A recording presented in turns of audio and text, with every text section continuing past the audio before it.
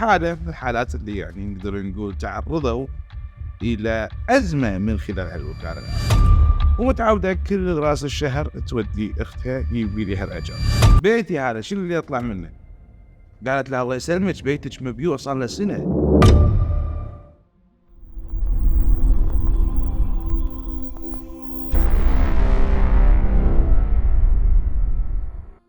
حياكم الله في الموسم الثالث لبرنامج مع المحامي محمد شلاش.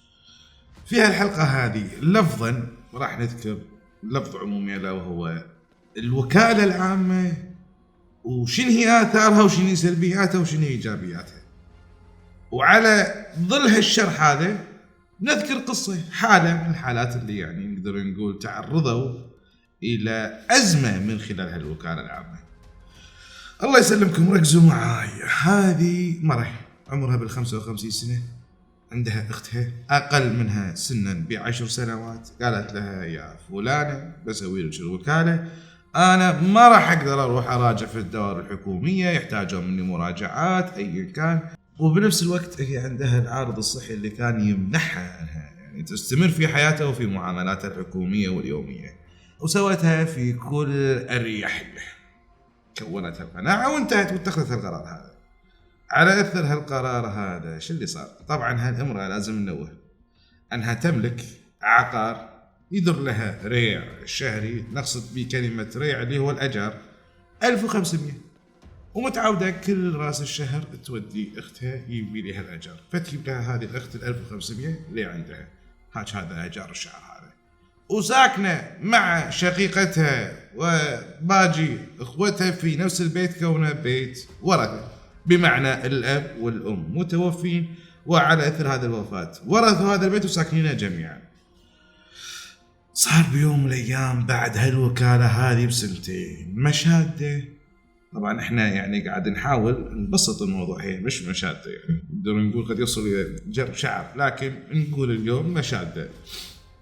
شنو صار؟ قالت لها يا فلانة يا فلانة، وما نبي نذكر الفاظ السب والشتيمة اللي تعرضوا لها كلا من الطرفين. قالت لها ما تطلعي برا البيت رزعتيني. طبعا قالتها الاخت الكبيرة صاحبة المرض اللي سوت الوكالة ما فهمت شنو يعني، نوعا ما صار عندها ردة فعل. بيتي هذا شنو اللي يطلع منه؟ قالت لها الله يسلمك بيتك مبيوع صار له سنة، وزيدك من الشعر بيت صار لك سنة أنا قاعد أعطيك من جيبي 1500.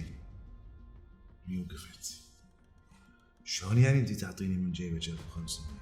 قالت لا إيه، بيتك اللي في المنطقة الفلانية بايعته أنا، والأجار اللي كنت تتحصلين عليه كل شهر ترى مني من حسابي، والبيت هذا أنا بايعته حقي، لأن الوكالة اللي سويتيها لي الحق أني أنا أبيع البيت لنفسي كوني وكيل. تحصلت بالفعل على البيت هذا وعلى أموال البيت الآخر، وهذه قعدت في حالة صدمة نقدر نقول مدة شهر هي في غرفتها ما طلعت. بعد الشهر قررت أنها تحط محامي ومن ثم تتابع في الموضوع هذا، وتقول لعل وعسى أنا تقدر تسترجع العقارات اللي هي تملكها وبعض الأمور الثانوية اللي ما نبي نذكرها.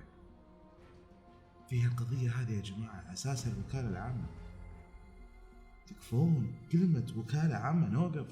وايد أنا أشوف في التوثيقات يدشون الاثنين يقول له سوي لي وكالة، يمثل يقول له شنو نوع الوكالة، وكالة عامة ولا خاصة؟ يستشعر بالحرج من اليمين، يعني شنو أنت ما تثق فيني؟ يطالع يمين، لا سوي له الوكالة عامة فلان إيه أو فلانة، أيا كان صلة القرابة أيا كان صلة العلاقة اللي تربطهم، الكل يبي يبين حق الطرف الثاني اني انا اثق فيك الثقه العمياء في الموضوع هذا، فاسوي لك الوكاله العامه ما اسوي لك الوكاله الخاصه اللي مفترض انها احنا جايين على هالاساس. مثلا على افتراض بيع مركبه، انا اسوي لك يعني وكاله على بيع المركبه، مسوي لك وكاله لاداره بعض المعاملات، انا بامكاني احددها على بعض المعاملات. ليش اقول لفظ عامه؟ ليش اقول لا وكاله عامه؟ على اساس اكسب ود او على اساس اثبت نيتي تجاه الشخص الاخر، وفي الاخير بتم رقبتي طول عمري بيده؟ غير منطقي وغير معقول. زين، ناتي عاد الى شنو صار في المحكمه.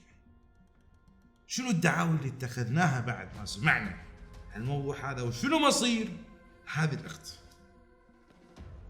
رأي القانون في القضية هذه.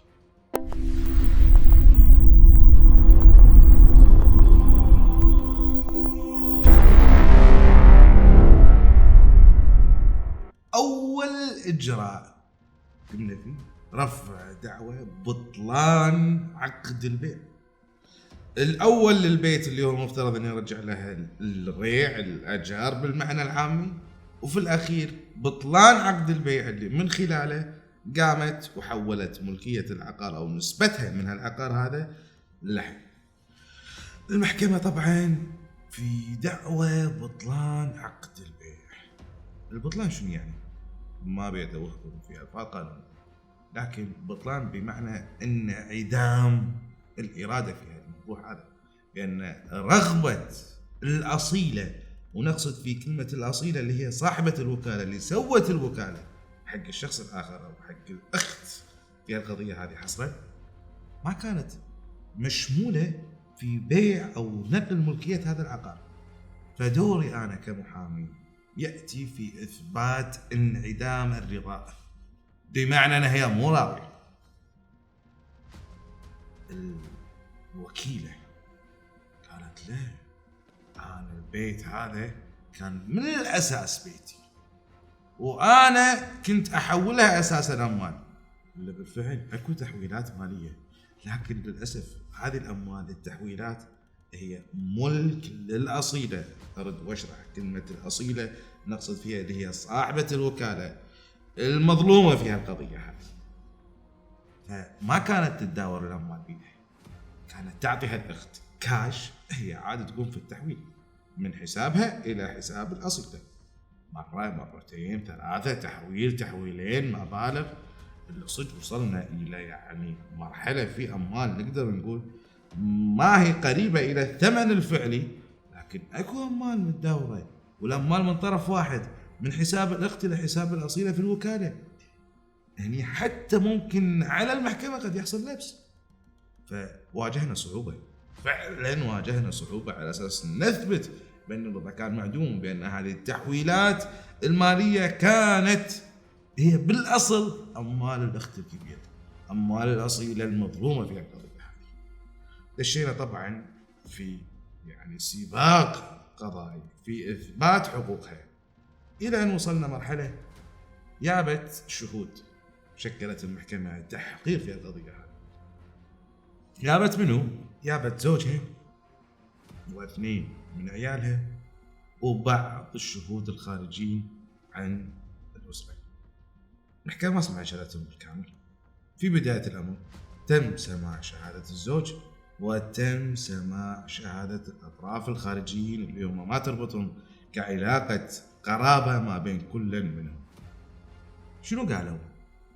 قالوا لا احنا نعلم، طبعا شهودنا، احنا نعلم بأن فلانة نقصد فيها الأخت الكبيرة صاحبة الأملاك ما كانت تطلع من البيت بسبب مرضها، واللي قايم في أمورها شقيقتها.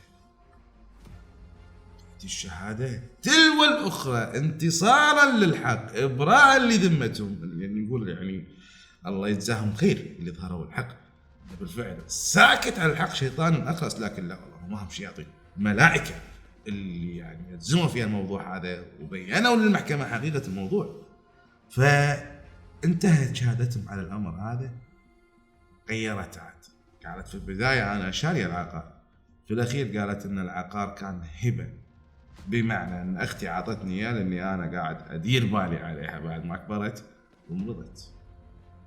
لكن المحكمة لها في المرصاد وأبطلت عقد البيع. لكن أتينا إلى مشكلة ثانية، البيت الأول انباع والشخص اللي شراه كذلك هم تصرف فيه، فصرنا فقط في ملاحقة الأموال. والبيت الثاني اللي هم ساكنينه كورثة لا، قدرنا نرجع ملكيته ونسبتها في البيت هذا لها. عاد نأتي في الأخير على قانون الإفلاس الحديث اللي الله يعطيهم العافية اللي يشعر ما نبي نقول شيء ثاني، اللي خلت حقوق العالم هذه مهدورة، لا هم قادرين يحصلونها مالهم بسبب إلغاء إجراء ضبط الأحباب. قبل كانت العالم تتكلم في واقعية، تدفع إذا كان عليها حبس. اليوم من يدفع؟ ما عليك حبس، لا والله ما تدفع. منع سفر، حجز مركبات، حجز بنوك، ماني حاط فلوس بحسابي ولا بحط سير باسمي وماني مسافر، بس وين يدفع نص مليون ولا شيء. هذا اللي صاير. ننتهي إلى النصيحة اللي وجهوها قبلنا وايد وراح يوجهونها بعدنا هم وايد. يا جماعة تكفون لفظ الوكالة العامة خطير بسبب لحظة على أساس تثبت حسن نيتك أمام الشخص، أمام الممثل، تستشعر في حرج لحظة، ولا أنك تقعد طول هالسنين هذه تحت مظلة رحمة الشخص اللي أنت مسوي له الوكالة. ممكن لا قدر الله أي خلاف يصير. يعني إحنا عندنا مثلا يقولون حتى مصارين البطن تتهاوش، ما عليه أخوك أختك ما نختلف، وعسى الله إن شاء الله يدوم الأخوة اليوم بيننا، لكن ما يمنع أني أنا أتحرص وأسوي الوكالة في الألفاظ اللي مفترضة والمصطلحات اللي أنا بالفعل بسوي لك إياها. إن كانها سيارة على حد السيارة، إن كان حتى لو عقار على حد العقار، هذا ما عنها. ما نبي نشتت، لكن في ناس طلقت ناس معطينهم وكالة بسبب هالوكالة هذه، بمعنى أني أنا أسوي وكالة حق شخص، يأتي الشخص هذا يطلق مرتي وأنا ما داري لأن الوكالة تسمح. فنركز واخروا الحرج عنكم. نلقاكم في حلقة مقبلة إن شاء الله.